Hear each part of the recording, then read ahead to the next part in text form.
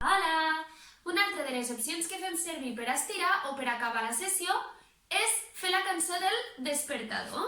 Com ja sabeu, ho fèiem amb les campanetes que ara no tenim, per tant, podem agafar, com que estem a casa, estris de la cuina que facin el soroll d'un despertador. Sí? Per exemple, en aquest cas jo he agafat tapes d'olles.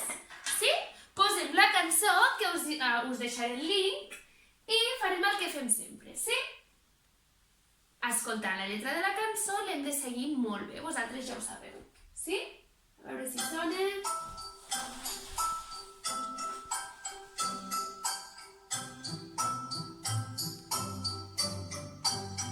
I cantem!